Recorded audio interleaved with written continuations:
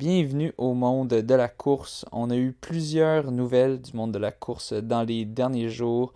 Alors je ne veux pas trop tarder à les aborder. Donc je fais tout de suite un épisode. Je vais pas prendre une semaine et demie cette fois-ci. Je vais même prendre moins d'une semaine pour sortir ça. Et aussi une annonce spéciale. Alors écoutez cet épisode aussi vite que possible. Donc, si vous planifiez pas faire votre sortie de course, sortez courir maintenant pour l'écouter parce que peut-être que sinon, ça sera trop tard pour la petite nouvelle de la chose que je vais annoncer plus tard dans le podcast pour vous garder sur la pointe de vos orteils. Tout d'abord, un petit retour sur quelque chose que j'ai dit dans le dernier, une petite erreur. Dans le dernier podcast, je disais que le demi-marathon de la Chine avait lieu en août, mais j'avais oublié qu'il était reporté en octobre. Donc, il a bien lieu si tout se passe bien et si les autorités ne forcent pas à canceller. Mais c'est le 11 octobre et non en août. Et je pense d'ailleurs qu'il y a une hausse de prix très bientôt. Peut-être ça va être trop tard pour vous quand vous écoutez. Je vais essayer de sortir ça aussi vite que possible. Mais c'est ça. Donc, en octobre, on n'a donc pas de course en août, à ce que je sache, encore de course officielle. Il y a toujours des courses virtuelles, évidemment. Mais pour les courses officielles, il va falloir attendre à septembre.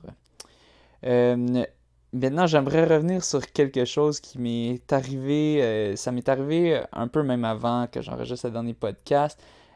Puis je n'avais pas trop pensé à le mentionner, mais là, c'est un problème qui est récurrent. Je me fais toujours attaquer par des carouges à épaulettes. Je sais pas si je suis le seul. Ben, je suis pas le seul, je sais que non. Moi, c'était initialement mon père qui m'avait parlé de ce problème-là. Puis j'avais un peu ri quand il m'avait décrit ça, parce que j'y croyais pas trop. Il me racontait, ah ouais, j'étais en train de jogger, puis là, j'ai passé à côté d'un buisson. Et il y a les carouges à épaulettes, ces maudits oiseaux qui sont sortis puis qui m'attaquaient, qui me picossent la tête. Puis là, il faut que je me défende, puis je continue de courir, puis je m'éloigne assez de leur nid ou de leur buisson. Ils sont très territoriaux. Puis moi, initialement, j'avais ri de ça. Ça m'était jamais arrivé. Euh, Dans le passé, je dirais, la première fois que ça m'est arrivé, c'est il y a peut-être 2 3 ans, je dirais. Puis c'est souvent sur le bord de l'eau, à la Chine ou à la Salle, que ça arrive. Un petit peu à Verdun aussi. Euh, et à Dorval. Euh, Ça m'est moins souvent arrivé sur le Mont-Royal ou dans ce coin-là. J'ai l'impression que c'est des oiseaux peut-être qui aiment le bord de l'eau. Mais je dirais que cette année, c'est abusif. J'ai jamais vu, je sais pas qu'est-ce qu'ils ont. Est-ce que le coronavirus les rend plus agressifs? Je comprends pas trop qu'est-ce qui se passe, mais je vous dis, aujourd'hui, juste, je suis allé sur le bord de l'eau à peine. Je suis allé, peut-être dans toute la majorité de ma sortie, j'étais dans les rues de la Chine ou à la piste d'Albevio. Mais pour le petit bout que j'ai été sur le bord de l'eau, je me suis quand même fait attaquer une fois ou vraiment proche d'attaquer. J'ai entendu son petit cri, puis j'ai eu les Vietnam flashbacks, si on veut, pour ceux qui connaissent le meme. Euh, je vous dirais la dernière sortie que j'avais faite sur le bord de l'eau avant, donc ça c'était le samedi, quand j'ai fait un 45. Non, ça c'était le vendredi, je me souviens, j'ai fait un 45 minutes à Marathon Pace plus 30 que finalement je suis allé un peu plus vite, autour de 3,41. Dans cette sortie-là, je me suis fait attaquer 4 fois minimum. Fait que ce qui arrive, tu cours, puis là tout à coup, tu entends des petits bruits, ça ressemble. euh, En ce moment, je peux pas vraiment le limiter. Ça ressemble un petit peu à un corbeau, mais non, c'est différent un peu, mais c'est un petit cri que maintenant je sais quand je l'entends qu'il faut que je protège mon visage. Puis souvent, c'est ça. Souvent, c'est une fois que tu as passé euh, leur arbre ou le territoire quelconque qu'ils essaient de protéger. Là, t'entends le cri, puis là, moi, je me retourne, puis là, je le vois qui me poursuit. Il te chasse quand même un petit peu, je dirais. Le plus loin, je me suis fait pourchasser par un carouge à épaulettes. C'était peut-être probablement un bon 30 mètres quand même. Donc, ils vont pas juste rester sur le territoire. J'ai l'impression qu'ils prennent un peu plaisir à ça, que c'est leur façon de se divertir, un peu comme un chat qui chasse des oiseaux, mais qui va pas les manger après. Ouais, je sais pas si on a créé ces bêtes-là en les laissant nous côtoyer sans répercussion. Je sais pas trop qu'est-ce qui se passe. Mais vraiment, cette année, ils sont très agressifs. Peut-être qu'ils sont plus nombreux, peut-être qu'ils sont beaucoup reproduits cette année. Mais en tout cas, je suis curieux d'entendre s'il y en a d'autres qui ont vécu cette expérience-là. N'hésitez pas à m'envoyer un message pour me confirmer. Ou peut-être c'est juste moi, peut-être qu'ils aiment la couleur de ma casquette quand je cours, peut-être qu'ils sont attirés par le blanc. Je sais pas si c'est le cas, peut-être je vais changer de couleur de casquette pour plus me faire agresser par ces oiseaux-là, les carouges à épaulettes, en anglais des blackbirds. Euh, donc, en tout cas, si jamais c'est le cas, envoyez-moi un message parce que en ce moment, je désespère un peu. C'est quand même un petit peu gossant. Je vais continuer de courir, mais disons que ça pourrait être. J'ai pas la paix d'esprit complète maintenant quand à chaque fois que je passe un buisson ou un arbre, je suis toujours prêt avec le poing bien serré. Aussi, petite réflexion sur la course que j'ai eue, c'est l'âge. Dimanche, j'ai couru le matin, puis ensuite j'ai joué au soccer avec des amis en après-midi pour une bonne partie, ben en fait, une bonne partie de l'avant-midi et de l'après-midi. Et après ça, j'étais pas pire raqué, et le lendemain, là, on était rendu euh, le dimanche, donc en fait ça c'était le samedi le soccer. Le dimanche, j'étais complètement raqué, j'avais de la misère à bouger. Puis j'ai fait, oh mon Dieu, je vieillis, mon corps vieillit. Puis pour ceux qui se demandent, moi j'ai 26 ans, bientôt 27 en décembre si on veut, donc ben, pas tant bientôt, mais un peu. Puis c'est fou, je me sentais comme un vieillard de 60, 70, avec toutes les courbatures que j'avais d'avoir juste joué au soccer. Mais une chose que je suis quand même, que je suis quand même heureux, c'est que la course, c'est un sport qu'on peut continuer de faire avec l'âge. Puis on a tellement de beaux exemples de ça. On a par exemple Ed Whitlock qui nous a quitté, je pense que ça fait un an, ou peut-être un peu moins ou peut-être un peu plus, mais autour de ça, qui lui court encore des marathons autour de 80, où il avait 75-80 ans, puis il faisait des records pour son âge. Puis on a tellement d'exemples de personnes qui ont dans les 40, 45, 50, 55 qui sont capables de continuer à rentrer du village. Puis ça me donne espoir parce que je me dis peut-être que moi aussi, je pourrais faire partie de ces personnes-là. J'espère, je croise les doigts. Je sais qu'il y en a tellement qui doivent continuer à faire ça, mais avec des blessures par-ci par-là. Mais c'est ça qui est le fun avec la course. On peut toujours continuer toute sa vie si on n'est pas blessé. Tandis que tu as d'autres sports que ça devient facilement beaucoup plus difficile d'accès. Donc, comme si on pense, mettons, du hockey, ben, ou du football, par exemple. Ça, tu peux plus vraiment faire ça passer 40 ans, je pense. Puis on a des bons exemples de ça. Je nommais Ed Whitlock. Mais un autre on a aussi Carl Hébert, qui arrêtait pas de m'envoyer des messages cette semaine parce qu'il s'était mis pour défi de faire, je pense, que c'était 240 kilomètres qu'il voulait faire cette semaine. Finalement, il a dit, je me suis dit que j'allais arrondir ça à 250. Donc, il a quand même réussi à rentrer 250 km dans une semaine, ce qui est assez monstrueux. Juste pour vous donner une idée, si on fait 250 divisé par 7, ça nous donne 35,71 km par jour. Donc, juste 7, même pas 7 km, 6,5 km en bas d'un marathon à chaque jour. Je sais, il fait ça en plusieurs sorties Il sort des fois, il sort un peu le matin.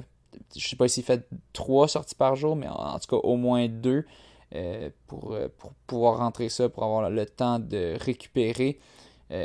Puis apparemment qu'il dort pas. Il me racontait ça, qu'il était juste pas capable de dormir. Il se couche à comme 4-5 heures du matin parce qu'il y a de la misère à dormir. Fait qu'il fait ses sorties autour de 11 minuit. Puis il profite aussi du moment que c'est plus frais. Puis que ça te taxe moins. Que quand il attendait l'autre jour, il me disait qu'il attendait que les orages soient finis. Mais c'est quand même impressionnant. Est-ce que je recommanderais ça à n'importe qui? Non.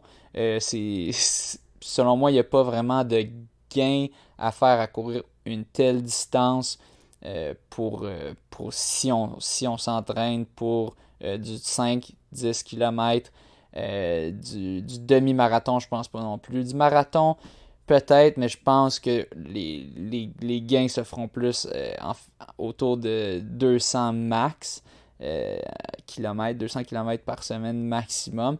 C'est sûr il y a peut-être certaines personnes qui peuvent le prendre, puis peut-être que ça peut être correct. Pour eux, je sais que Cam Levins, qui est le détenteur du record canadien de marathon, autour de 2,9 quelques, il faisait du millage assez impressionnant, je pense autour de quelque chose du genre, autour du 200-250 km par semaine. Mais pour la majorité des gens, c'est un bon plan pour se ramasser avec des blessures. Donc, définitivement, je ne recommanderais pas ça à personne. Peut-être si on veut se faire ça comme un défi once in a lifetime, juste un défi personnel. Anyway, en ce moment, il n'y a pas vraiment de course. Donc, c'est pas comme si on skippait, on s'hypothéquait pour une course en faisant ça. Tant mieux profiter de ce moment-ci pour le faire. Puis si ça peut vous aider à vous motiver puis à rentrer du millage, tant mieux. Mais bravo quand même, chapeau. Un 250 km, c'est. Puis Karl Hébert a 54 ans. Donc, si je suis capable, moi, personnellement, de faire juste 100 km par semaine, ou juste pour une semaine, quand j'ai 54 ans, je vais être amplement satisfait. Pour vous donner une référence, pour ceux qui ont comme aucune idée, parce que eux, ils sont autour de, je sais pas, je pense que la majorité des coureurs, c'est probablement autour de 50, 60 km par semaine, peut-être 40. Je sais pas, des fois, je suis un peu perdu, mais je pense que c'est autour de ça. Mais moi, personnellement, qui est un coureur élite québécois, je dirais qu'en ce moment, je fais des semaines autour de 100 km. Dans mes grosses semaines, comme ces temps-ci, je peux aller à 120, 130 km. Et mes grosses semaines de marathon, quand je suis en plein entraînement marathon, des fois, ça peut aller à 150 km, 160. Je pense pas que je me suis jamais rendu à 170 km. Lui, ben, il s'est rendu à 250, donc 80 km au-dessus de mon maximum. Puis je me souviens, ces semaines-là, quand je faisais un 150, 160 km, j'étais complètement défoncé. C'est sûr, moi, personnellement, je fais pas des doubles, donc sortir 2 fois par journée. Peut-être que ça aide un petit peu pour la récupération. Aussi, je me souviens que je faisais souvent des fois, tu avais des très grosses sorties avec du training marathon pace en pleine chaleur, que ça va vraiment t'hypothéquer ton corps. C'est sûr, c'est pas optimisé pour faire le plus de millage possible en étant le moins hypothéqué. Si je suis moins hypothéqué, alors là, je pourrais en rentrer plus. Euh, mais c'est ça, donc c'est quand même. Il y a quand même un bel écart. Un bel écart là-dessus. Même si j'optimisais ça, je pense que je serais quand même pas mal pété d'essayer de faire ça.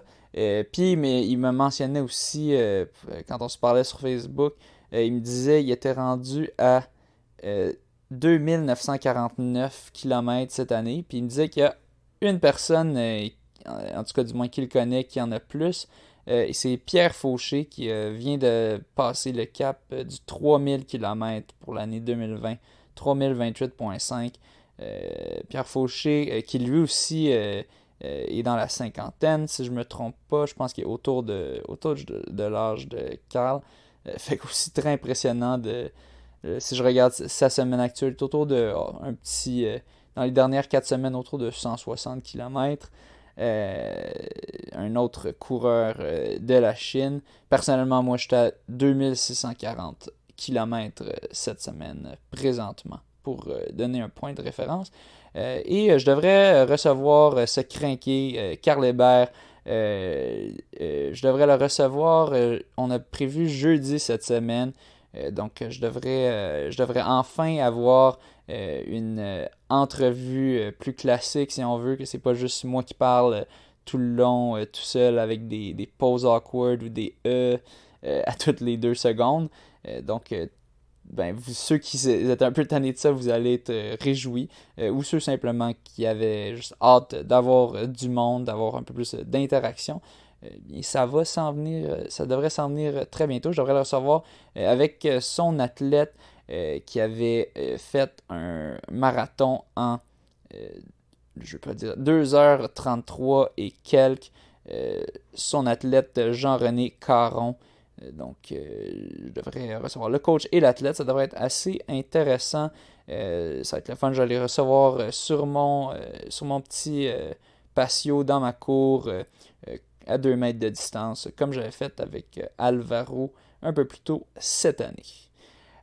Maintenant, on a encore dans des nouvelles un peu plus locales. Ensuite, on va aller graduellement plus à l'extérieur du Canada, plus à l'extérieur du Québec et ensuite Canada et ensuite international.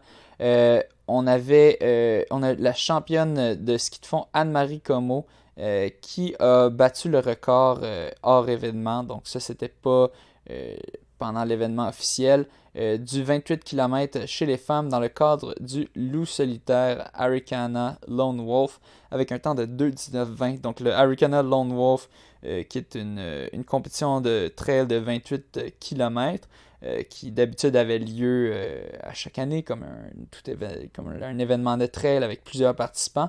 Maintenant, ce qu'ils ont fait, ils ont mis une arche, au lieu d'être une arche temporaire, c'est une arche en bois.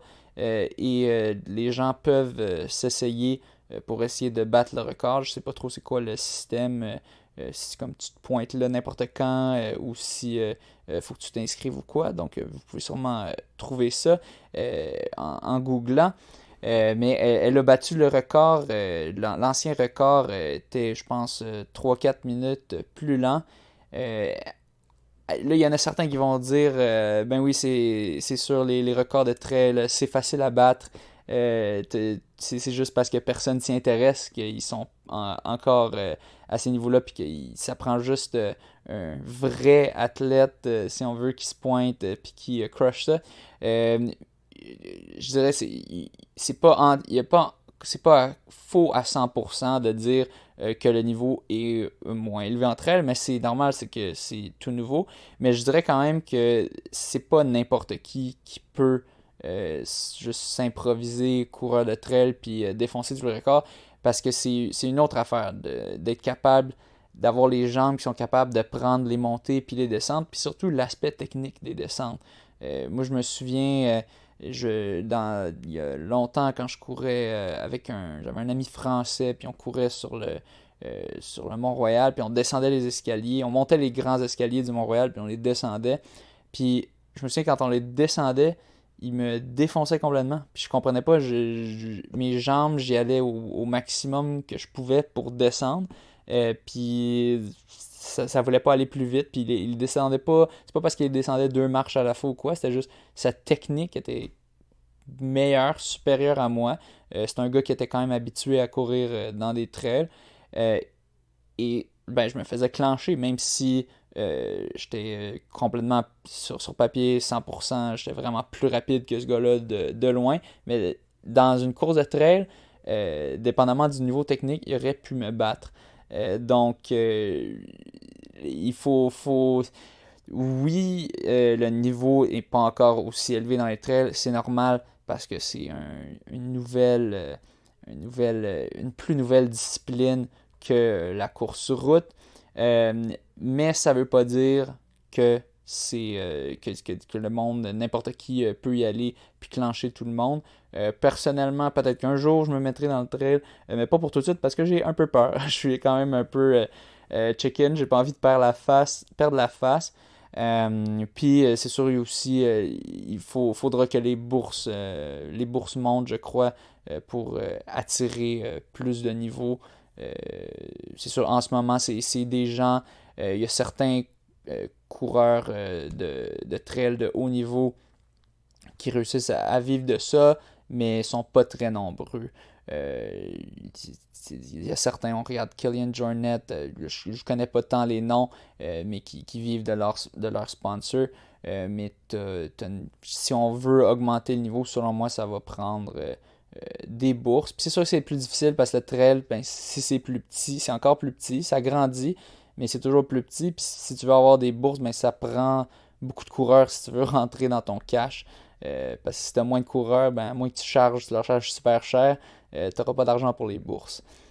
Donc, c'est quand même bravo Anne-Marie Comeau, qui est juste pointé puis qui a battu le record d'un bon 2-3 minutes. Aussi, maintenant, on est allé un peu à l'extérieur du Québec. Là, on revient à Montréal, mais après ça, on va aller plus macro. Un article qui vient de sortir tout juste dans la presse qui dit, c'est par rapport au marathon de Montréal, le décès du jeune Patrick Neely, un jeune qui était en pleine forme. Il y avait une anomalie cardiaque probablement, mais en tout cas, c'était un tout jeune homme. La coroner déplore plusieurs anomalies. Donc, en gros, pour résumer cet article, le gros du problème, c'est qu'il était censé avoir 200 agents d'accueil qui seraient des bénévoles présents un peu partout sur le parcours, puis qui seraient bien coordonnés pour pouvoir facilement transférer des informations s'ils voient quelqu'un qui est effondré, que facilement l'information se rende au bon endroit pour que les secours arrivent puis puissent donner le défibrillateur. Le problème, c'est qu'il n'y avait pas 200 agents d'accueil, il y en avait seulement une soixantaine qui se sont pointés le matin.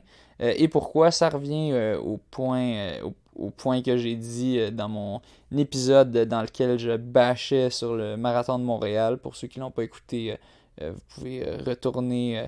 Je pense que c'est Retour sur le marathon de Montréal et ses déboires que j'avais intitulé ça. C'est le fait que l'organisation, selon moi, a été cheap sur les bénévoles. Donc, pour ceux qui ne savent pas, pour avoir des bénévoles à ton événement, faut que tu offres. Ben, tu peux, tout d'abord, si c'est un club, ben, tu peux avoir des membres du club qui vont être bénévoles. Mais là, dans ce cas-ci, c'est pas un club qui organise cette course-là, c'est les courses rock and roll. C'est ça, donc il fallait qu'ils s'achètent des bénévoles en offrant de l'argent à des organismes quelconques qui, eux, en échange, leur offrent des bénévoles le jour même. Donc, est-ce que il y en a qui vont dire, ben là, c'est pas vraiment des bénévoles, mais quand même, c'est des gens qui vont offrir leur temps bénévolement pour aider l'organisation qui choisit d'être bénévole pour à faire recevoir de l'argent du groupe competitor. Selon moi, c'est ça. Ils ont juste été cheap là-dessus. Donc, ils n'ont pas réussi à avoir assez de bénévoles parce qu'ils n'offraient pas assez d'argent, assez d'organisation. Et voilà. Et là, quand le jour arrive, je pense que c'est pas le seul problème. Je pense aussi qu'il y avait des problèmes juste organisationnels dans l'organisation, que c'était juste mal organisé. Mais au final, ça a pris beaucoup trop de temps pour que le défibrillateur arrive à Patrick Neely. Puis est-ce qu'il aurait pu être sauvé si c'était arrivé plus tôt? On ne le sait pas. Mais ce qu'on sait, c'est que le facteur numéro 1 pour déterminer si une personne survit ou pas quand elle est en arrêt cardiaque, c'est le temps pour que le défibrillateur arrive. Plus ça prend de temps, les chances de survie descendent exponentiellement. J'espère que cette année, en tout cas cette année, ça n'aura pas lieu de toute façon, je suis à peu près sûr. Ils n'ont pas encore annoncé qu'ils annulaient, mais ça devrait pas tarder. On sait que le 21K Banque Scotia a décidé d'être annulé, puis devait avoir à peu près lieu au même moment. Et le Marathon de Montréal est juste plus gros. Donc je vois pas comment ils pourraient vouloir organiser ça. Donc ça devrait être annulé, mais j'espère que pour les années futures, ça va être des vrais changements parce que c'est toujours la même organisation. Ils ont simplement changé les directeurs de course. Apparemment qu'ils sont plus compétents les nouveaux, mais c'est pas juste une question de compétence, c'est une question aussi de ressources. Si tu peux mettre les personnes les plus compétentes au monde, si tu leur donnes pas les ressources nécessaires, ben, ils pourront pas faire de miracles. On espère vraiment que ça va être qu'il y aura des changements. Puis les changements, croyez-moi, ça va pas venir de Wanda. Wanda, c'est une organisation qui est là pour faire du cash. Les changements, ça va venir de la ville de Montréal. Si c'est quoi qu'ils laissent passer ou pas. En tout cas, j'espère vraiment qu'ils vont pas se laisser piler dessus. Puis au pire de dire, ben, c'est plus à vous. Wanda, on renouvelle pas votre contrat. Maintenant, une histoire qui me fait bouillir mon sang. J'en avais déjà parlé, l'histoire du coach Steve Boyd. Dans le fond, pour revenir, je vais faire un très bref résumé de l'histoire. En gros, il y avait un coach à l'université de Guelph qui a allegedly, donc supposément, mais on est à peu près sûr de ça, abusé d'une athlète. Ils ont eu une relation qui, à l'époque, était consensuelle, mais ça peut pas vraiment être consensuel. Je pense qu'elle avait moins de 18 ans, l'athlète en question. Finalement, quand cette histoire-là est finalement sortie, là, le coach a été renvoyé. Steve Boyd n'est pas ce coach. Ça, c'était, j'ai oublié, Dave Scott Thomas, le coach, qui était une sommité vraiment, qui était admiré de beaucoup, puis qui était en fait le coach du plus grand club au Canada, le Speed River Track Club.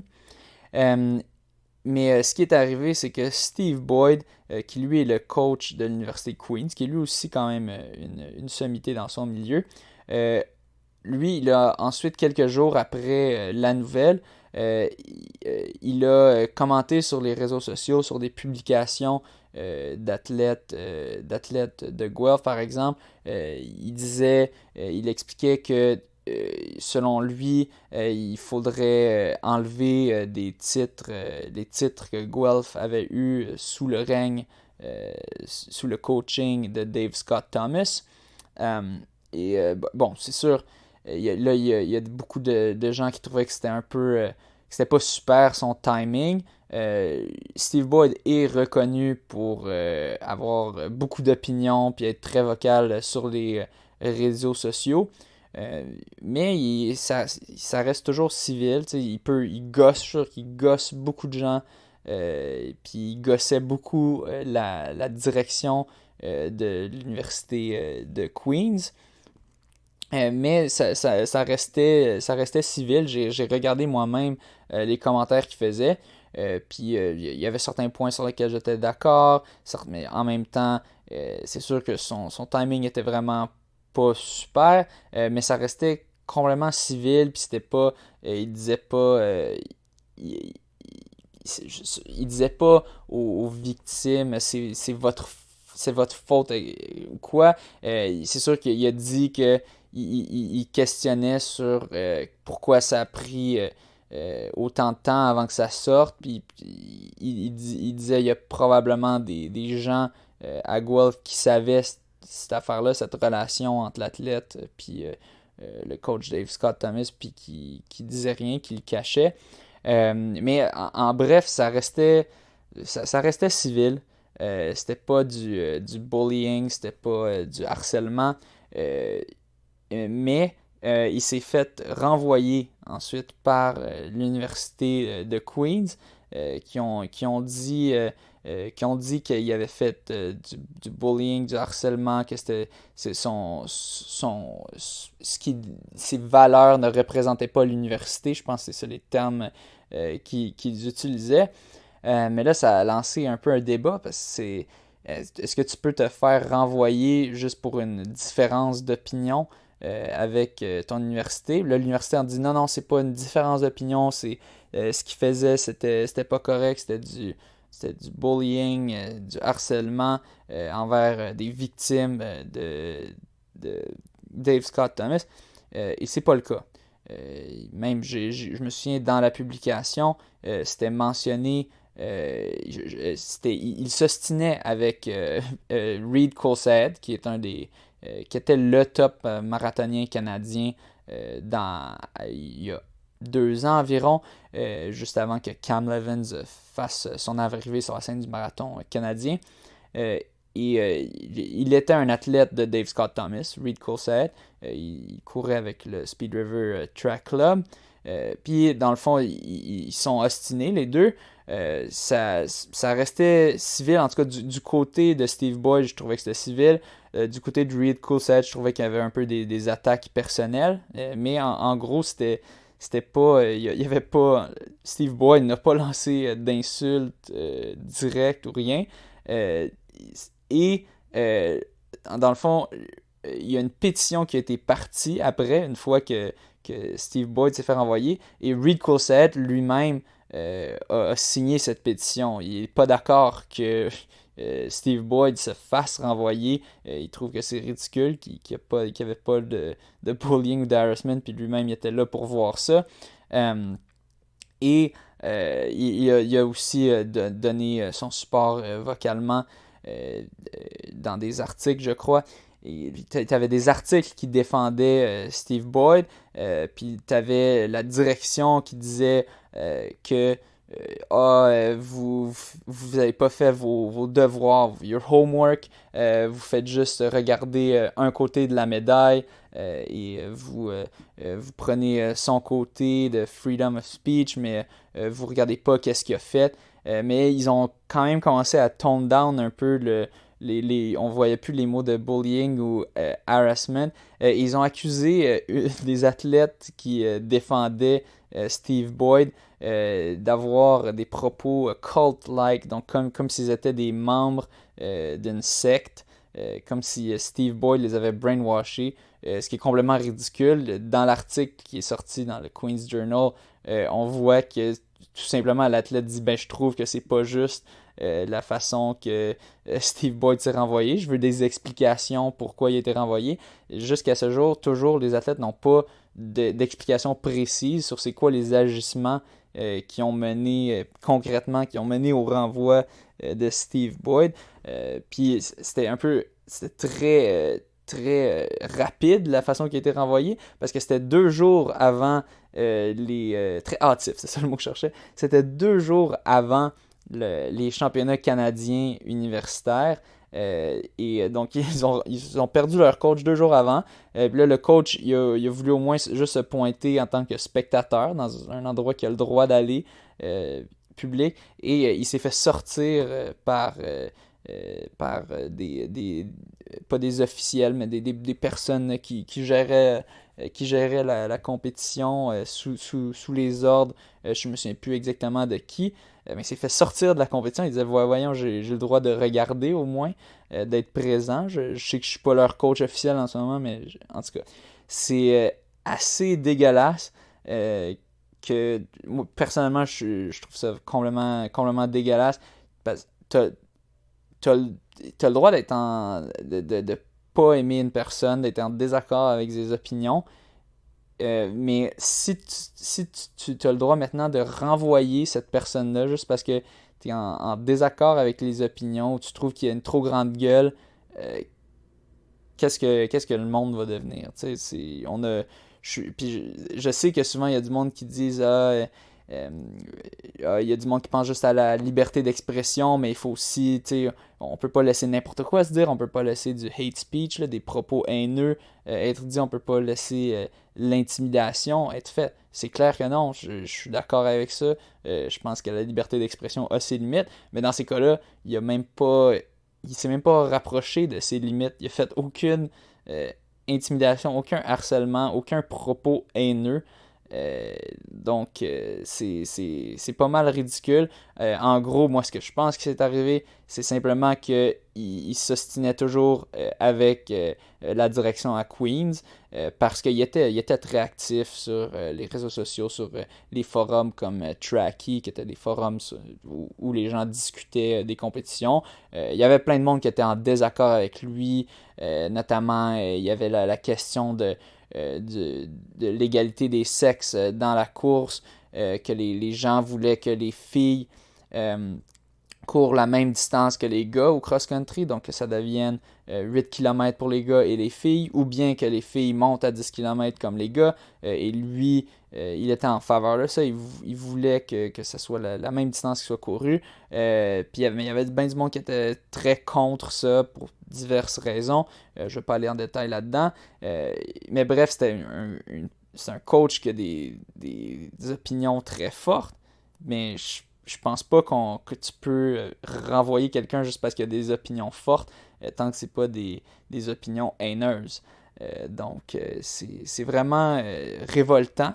Je viens de signer la pétition. J'avais pas vu ça avant, mais maintenant que j'ai vu qu'il y avait une pétition, je l'ai signée. Et pour tous ceux qui sont un peu révoltés par cette histoire-là, je vais mettre le lien vers la pétition sur change.org. Je vais le mettre ça dans la description du podcast. Donc, si vous aussi ça vous révolte, allez signer ça. Puis, personnellement, dans le fond, Steve Boyd a dit qu'il allait combattre ça en cours. Et je suis à peu près sûr qu'il va gagner parce que je vois pas. C'est difficilement défendable la position de l'université. Moi, je pense que c'est clair, c'est simplement une querelle personnelle entre l'équipe de l'université, les membres du conseil ou whatever, qui simplement qui étaient tannés de cette personne-là qui avait des opinions qui les mettait un peu dans l'eau chaude, puis qu'il disait tais-toi, arrête de commenter sur Tracky. Puis là, il le faisait, mais là, il commentait sur Facebook, puis là, il disait ah non, c'est trop, t'as joué trop avec le feu, puis voilà, t'es renvoyé comme ça, 2 jours avant les championnats canadiens. Je trouve que c'est absolument ridicule. Je pense qu'il y a beaucoup d'athlètes, de ces athlètes à lui qui pensent comme ça. Personnellement, je le connais même pas. J'ai jamais parlé, mais je sais c'est qui. J'ai sûrement croisé à des compétitions, mais on s'est jamais parlé. Mais juste de ce que je sais de l'histoire, puis des gens qui me parlent, ils me disent c'est ça. Ils me disent c'est un gars qui est. Il est comme, tu sais, il est pas, si on veut, très habile socialement dans le sens il va pas faire attention pour pas heurter les autres, si on veut. Donc, s'il a son opinion, il va la dire. Mais moi, je trouve que c'est correct. T'as le droit à ça. Je le supporte. Je lui offre mon support en lui donnant ma signature, puis en vous partageant cela. Maintenant, on avait, pour clore un petit peu l'histoire du PDG de CrossFit, Greg Glassman, qui avait eu des propos un peu weird sur Twitter par rapport à Floyd puis la COVID. Ben finalement, il va vendre le CrossFit. Il avait déjà annoncé qu'il allait step down de son rôle de PDG pour laisser quelqu'un d'autre parce qu'il voulait pas trop ternir l'image de sa compagnie CrossFit qui se faisait dropper par toutes les compagnies comme Reebok, puis qui avait de plus en plus d'affiliés qui annonçaient qu'elle allait désaffilier. Et bien, là, il a annoncé qu'il allait le vendre à un de ses affiliés pour vraiment complètement se retirer. Comme on a vu dans le dernier épisode, c'est très important ce que les compagnies disent parce que les personnes, si ça ne s'aligne pas avec leurs valeurs, il y a des chances qu'ils arrêtent de consommer le produit qui est vendu par une compagnie. Donc, s'il restait associé à CrossFit, ça risquerait de faire baisser la valeur de sa compagnie. Puis lui, il veut la vendre tant que ça a encore une valeur. Il ne veut pas attendre. C'est comme si la même chose s'était passée avec Papa John's, qui le gars à qui ça appartenait avait dit je pense le N-word, où il avait dit des propos très racistes. Ben là, il a dû vendre des parties. En tout cas, il avait dû step down et je pense qu'il avait vendu des parties de sa compagnie pour pas qu'elle perde toute sa valeur puis que les gens boycottent Papa John. Mais même chose avec CrossFit. Et il y a des choses qui sont sorties vraiment maintenant. Tout le linge sale se fait sortir. Apparemment que c'était juste un vieux dégueulasse. Ce gars-là, Greg Glassman. Il était très sexiste apparemment, selon les employés puis les gens qui le côtoyaient. Il faisait tout le temps des espèces de commentaires de mononcle sexiste.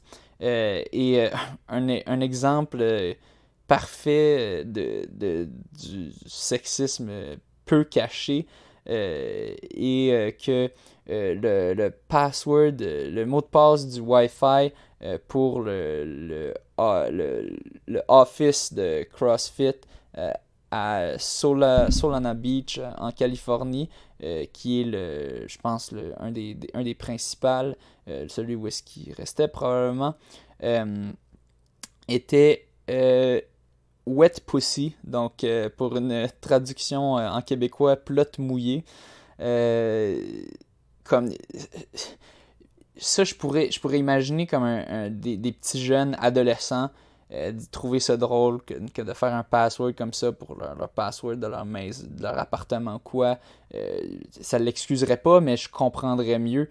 Mais là, un vieux dégueulasse puis qui met ça comme password, comme mot de passe de sa compagnie, c'est complètement n'importe quoi. Tu vois qui est comme un peu déconnecté, qui réalise pas que ça se fait juste pas de faire ça. Tu vas mettre tellement d'employés femmes mal à l'aise, puis probablement d'employés hommes aussi mal à l'aise, mais surtout les femmes sont comme c'est quoi cette affaire-là? Ouais, il disait aussi en 2015, il avait décrit les avocates, son groupe d'avocats qui avait plusieurs femmes dedans. Il disait que c'était un groupe de hot lawyer chicks, donc moi je sais pas comment trop traduire ça là, mais il disait qu'elle était chaude en gros. Tu sais, je pense qu'il y a des gens qui vont penser c'est du gym talk, un peu comme Donald Trump qui avec son grabber by the pussy, mais comme ça n'a pas sa place. Tu devrais pas faire ça. En tout cas, en 2020, ça devrait plus se faire. Puis même si ça c'était en 2015, c'est dégueulasse. Quand tu es en position de pouvoir de même de dire des choses comme ça, ça se fait plus. On accepte plus ça. Fait que c'était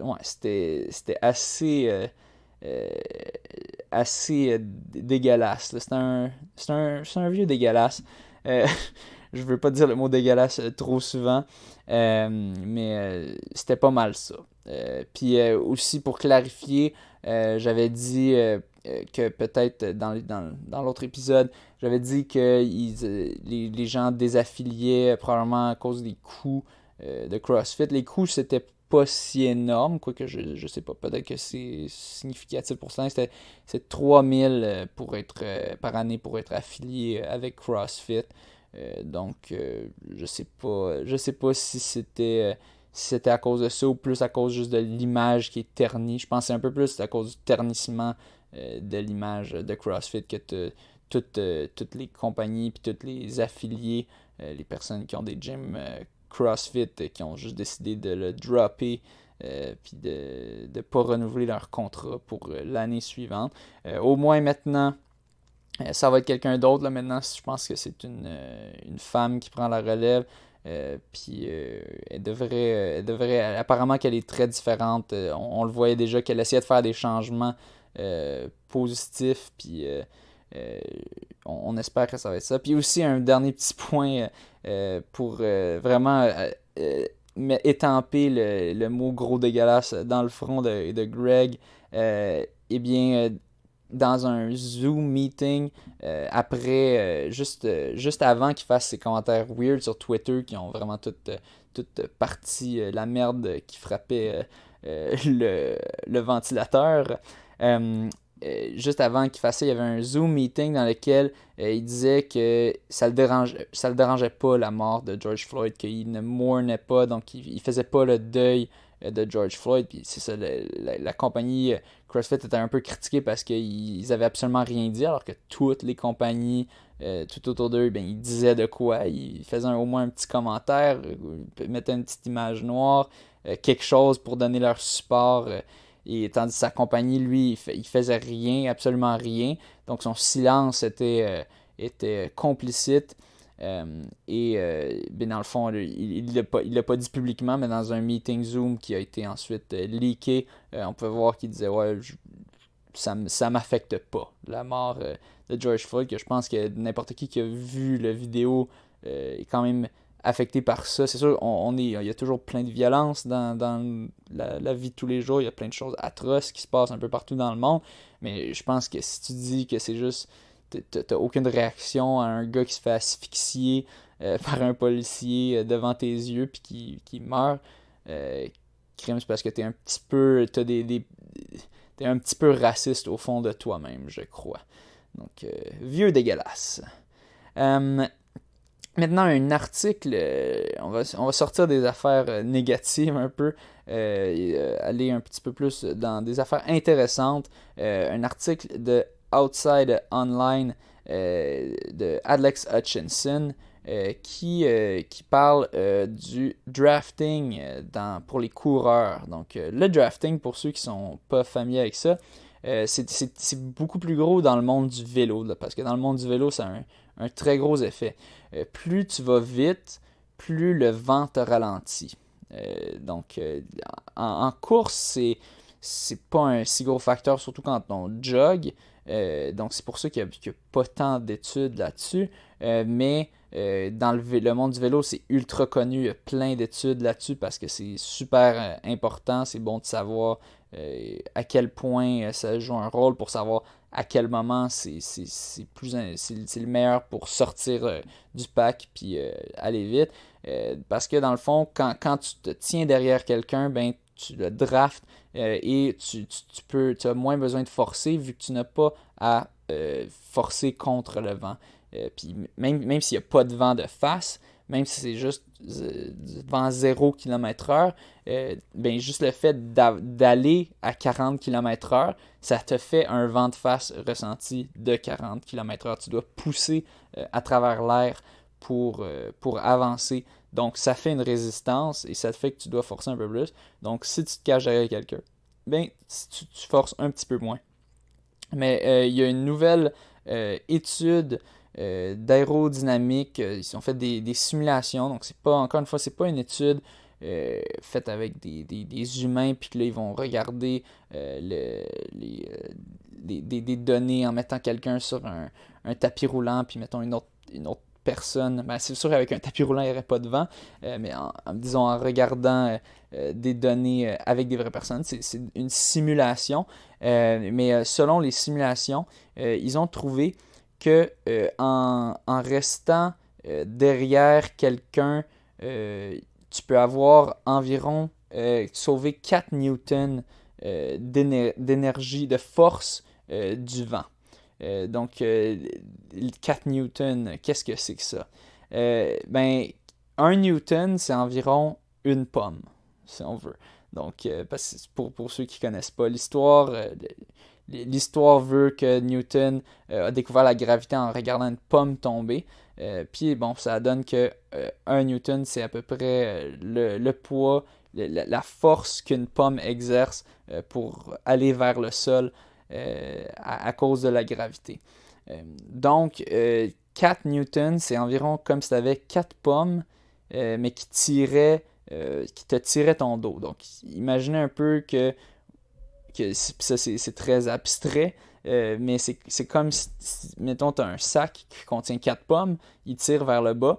Mais là, il faut que tu imagines qu'au lieu de tirer vers le bas, les 4 pommes tirent vers l'arrière. Et maintenant que tu attaches ce sac sur toi, et que là, ça tire 4 pommes de force qui tirent vers l'arrière.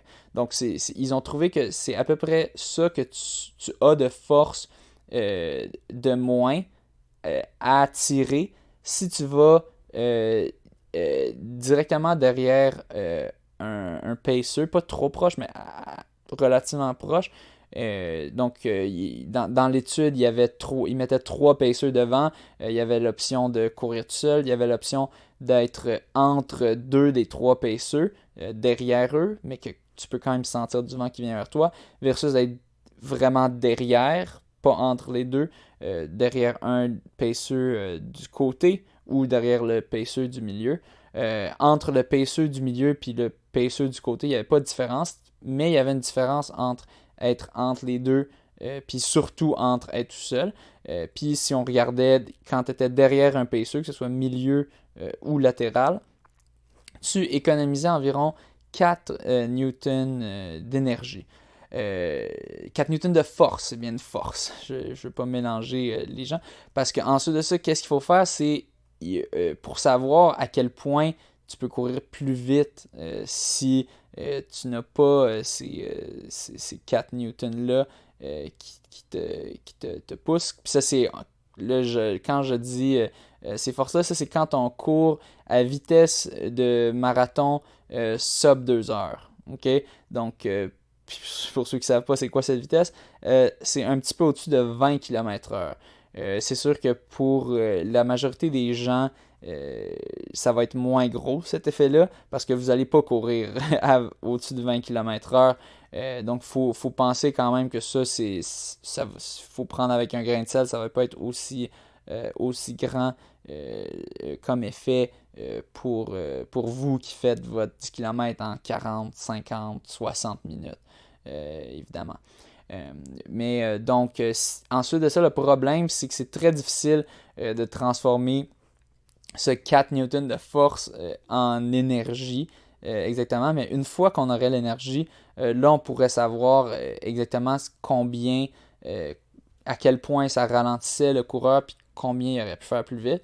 Pour l'instant, on ne le sait pas encore, mais il y a une étude qui est sur le point de sortir, qui est en ce moment sous revue. Donc ça devrait sortir bientôt. Je couvrirai ça quand ça sortira. Mais on peut tout de même juste penser, imaginez-vous que vous êtes le coureur qui essaie de faire le marathon en bas de 2 heures. Eh bien, si vous draftez derrière quelqu'un, vous aurez 4 newtons de force environ. Tandis que si vous avez personne pour drafter, vous allez sentir 8 newtons, donc 8 pommes qui vous tirent vers l'arrière. Donc c'est quand même une bonne différence. Selon moi, c'est quand même significatif. Après, est-ce que, comme je disais, qu'il faut prendre ça avec un grain de sel, pour la plupart des gens, est-ce que ça veut dire grand-chose? Peut-être, quand même. J'imagine on n'est pas proche du 4 newtons quand on court à 10 ou 12 km/h. On est probablement autour de 1 ou 2 newtons dans ce cas-là d'économie si on se cache derrière quelqu'un. Mais ça dépend. S'il y a un gros vent de face, là, ça peut faire une bonne différence. Si c'est un bon vent de face, vous cacher derrière quelqu'un, ça peut vous apporter un avantage. Donc, c'est quand même important à considérer. Après, est-ce que la personne court à la même vitesse que vous ou est-ce que vous ralentissez trop parce que vous voulez vous reposer, mais que la personne, elle ralentit aussi? Là, c'est plein de calculs, des décisions qu'il faut faire sur le fly. Mais quand même, je pense que c'est une bonne chose d'essayer de trouver du monde qui vont à peu près à votre vitesse, puis de vous échanger la personne qui mène. Puis quand c'est pas le cas, d'aller quand un mène, l'autre se cache derrière au lieu de courir à côté. En même temps, c'est sûr, dans une course, c'est une course. Une course, à un moment donné, c'est très dur de réfléchir, puis t'as pas envie non plus de te forcer à ralentir. Puis personnellement, est-ce que je pense que ça m'a ralenti dans certaines courses de prendre le lead? Je pense pas. C'est sûr que si je reviens à l'exemple, j'en ai parlé récemment dans le dernier podcast de quand j'ai décidé de juste prendre les rênes de la course au dernier championnat canadien parce que ça avait complètement ralenti. Est-ce que je regrette ça vu que j'avais un peu plus de vent qui me bloquait versus les personnes derrière moi, ils pouvaient un peu plus relaxer. Je regrette aucunement parce que le rythme avait complètement ralenti. Et c'est beaucoup plus avantageux de courir even, de courir la course avec des splits aussi égaux que possible, que de partir lent, puis ensuite d'essayer de tout rattraper à la fin. C'est juste pas efficace de courir de cette façon-là pour atteindre le meilleur temps possible. Donc, aucun regret. Il y a aussi tellement d'aspects mentaux là-dedans. Le fait de mener, personnellement, je trouve que vraiment, ça me donne un gros boost d'énergie. Ça me permet de moins sentir la douleur. Là. Quand j'entends la foule, ils sont comme let's go, puis je me sens en contrôle. Personnellement, j'aime beaucoup cette sensation-là. Puis je pense pas que je suis tant désavantagé. Je trouve que ça va compenser un peu pour le vent que j'ai de plus à ressentir versus si j'étais derrière.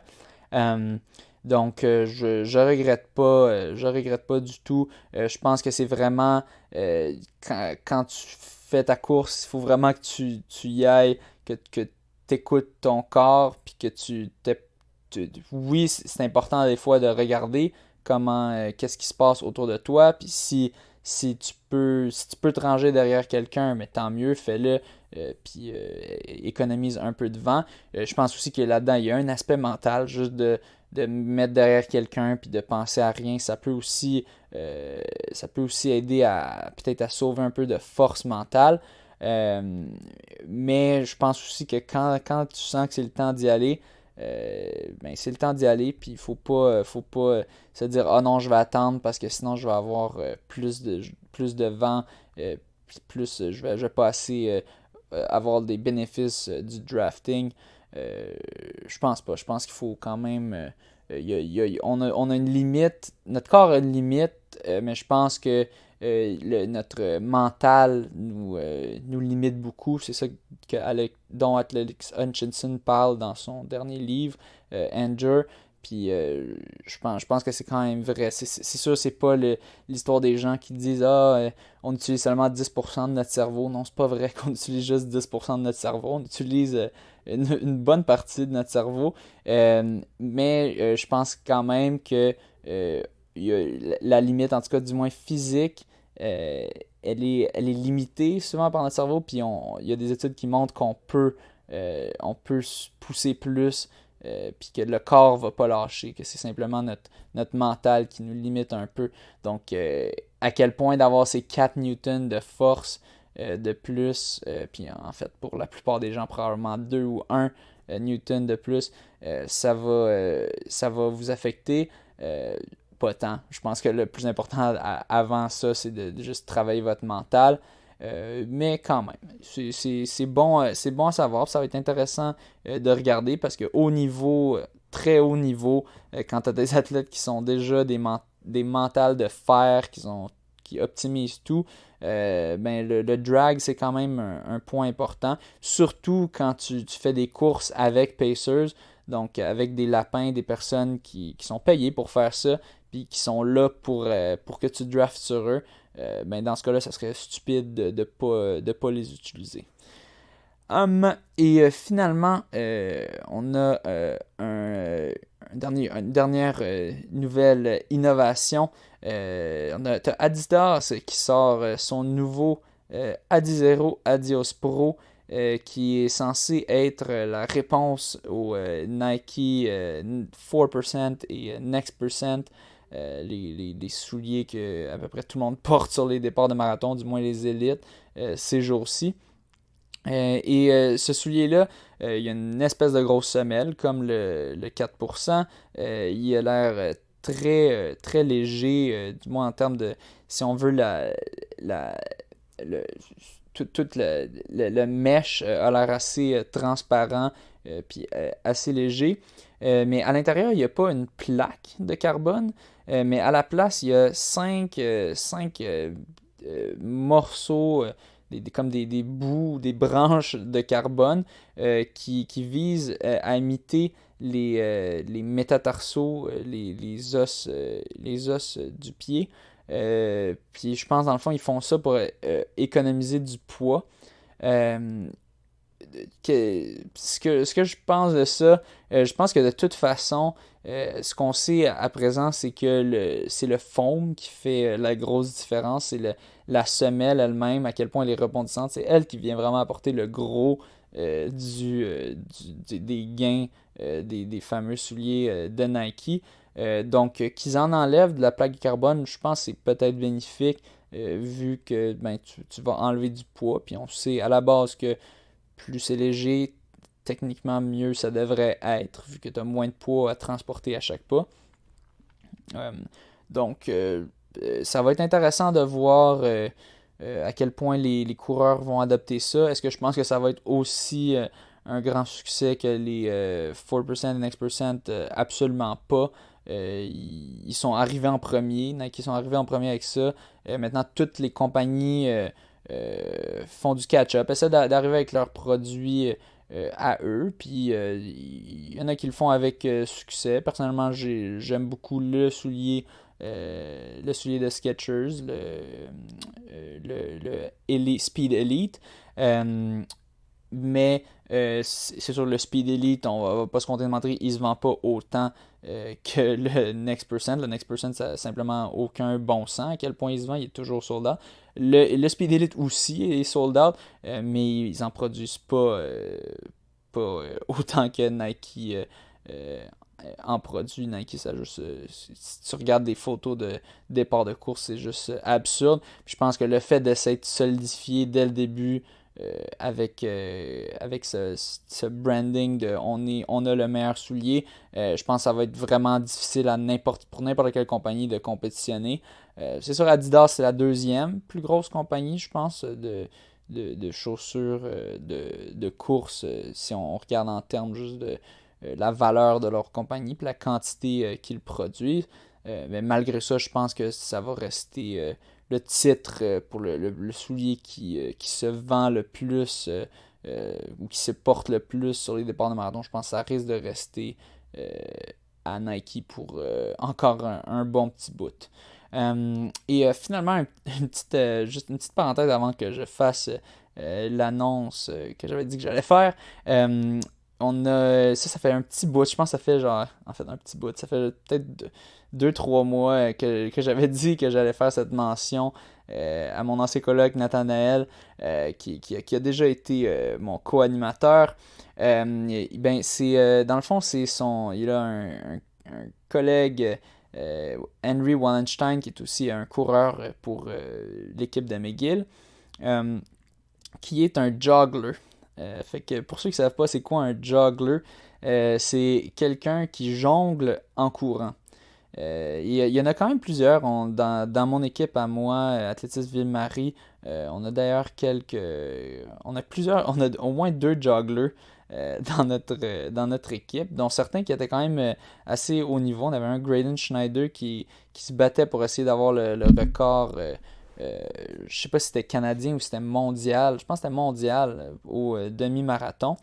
Mais finalement, je pense qu'il s'était fait battre par un autre joggler un peu plus rapide. Mais on avait Henry Wonshine qui, lui, s'attaquait au record mondial du 1000. Donc, 1609 mètres. Il est passé très proche. Il était à 0,5 du record Guinness qui était à 4,43.2. Lui, il a fait 4,43.69. Par contre, j'ai demandé Il m'a dit, parce que j'avais regardé le petit vidéo qu'il m'avait partagé, et en fait c'était pas un vrai 1000, c'était 1600 mètres, donc il manquait 9 mètres, donc il faut rajouter à ça peut-être une seconde, peut-être 1 à 2 secondes, donc plus autour de 4,45 disons. Mais tout de même, il était à 2-3 secondes. Il était à 2 secondes environ du record Guinness et le record mondial est de 4,42,36. Pour ceux qui se demandent c'est quoi la différence, ben, le record Guinness, c'est un record qui a été homologué par le Guinness Book. Puis là, il faut que tu fasses venir des officiels pour ça. Tandis que le record mondial, je pense pas que ça nécessite d'officiel. Donc c'est pour ça que le record mondial est un petit peu plus rapide parce que il est moins restrictif. C'est juste la personne qui a fait ce record-là. Il ne voulait pas payer pour que des officiels se pointent. Il ne voulait pas payer pour le billet d'avion. Donc, depuis, il ne s'est pas réessayé.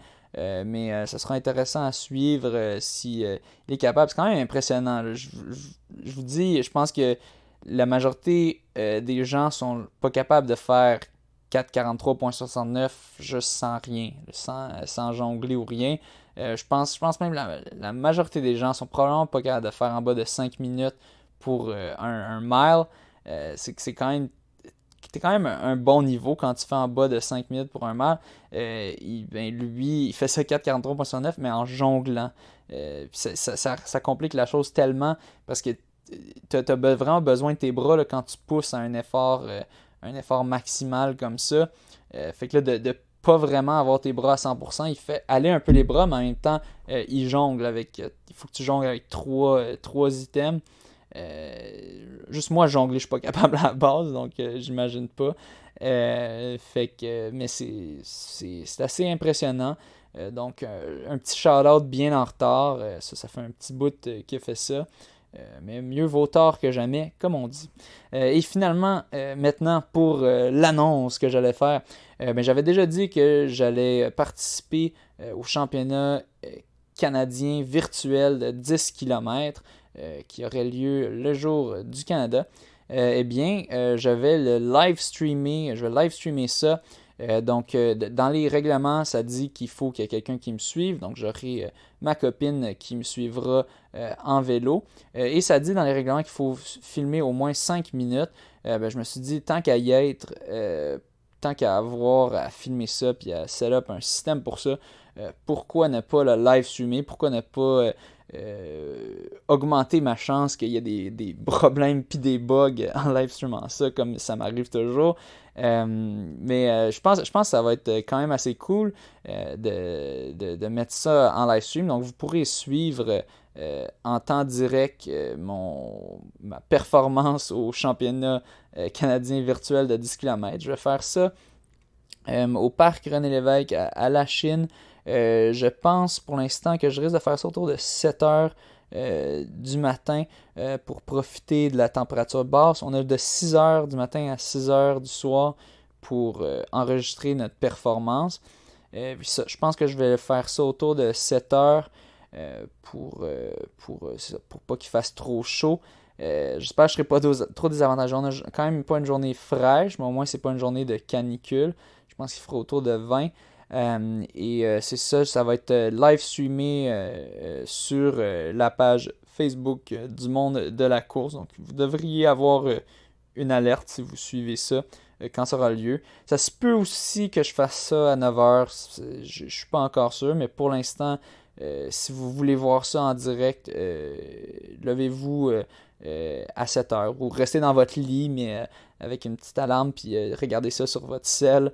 Bien lazy dans votre lit. Vous pourrez dire des commentaires, dire des encouragements, puis ma blonde me criera ça. Elle devrait les voir apparaître dans l'écran, puis me les crier.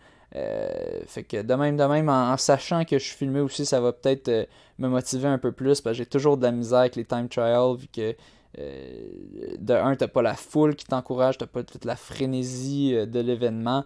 Il y a aussi l'aspect de pas avoir les autres coureurs, que ça va jouer un gros rôle aussi. Au moins, de mettre ça là, de put it out there, je pense que ça devrait un peu me hold accountable. Je vais quand même devoir je pourrais pas drop out ou je pourrais pas trop slacker. Je vais essayer, je me donne comme objectif, si je suis capable de faire en bas de 31-30, je vais être quand même content. Si je fais en bas de 31, très satisfait. Donc, ce sera au Parc René-Lévesque, je vais faire 5 boucles de 2 km. En réalité, c'est 1,96, fait que je vais commencer 100 mètres avant ça, puis il faut rajouter un 100 mètres à la fin pour arriver à 10 km pile. Ben, je vais essayer de sortir ce podcast-là au plus vite possible pour que vous puissiez être au courant. Ça va être possible de voir la vidéo après. Aussi, le live stream sera. Vous pourrez regarder ensuite la reprise.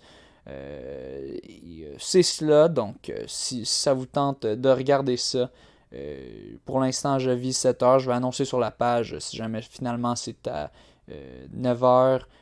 Mais si je dis pas de changement, ben assumez que c'est à 7 heures mercredi matin, la journée de la fête du Canada. Donc, sur ce, merci d'écouter ce podcast. J'espère que c'est pas trop lourd quand c'est moi qui jase tout seul. Des fois, j'ai l'impression que ça l'est, mais bon, maintenant, le prochain épisode, ça va être avec du monde. Donc, ça devrait être un peu moins lourd, un peu plus ludique, plus une conversation. Ça va être intéressant de voir, de découvrir un peu l'athlète de Carl Hébert, Jean-René Caron, de voir d'où est-ce qu'il sort son 2,33 et de s'entretenir aussi avec le coach et de voir c'est quoi son secret pour ne pas dormir et pour rentrer des semaines de 250 km à 54 ans. Donc, je devrais enregistrer ça jeudi si tout va bien, vous sortir ça sous peu. Sur ce, ben, je vous souhaite une bonne sortie de course et pas de carouge à épaulettes qui vous agresse.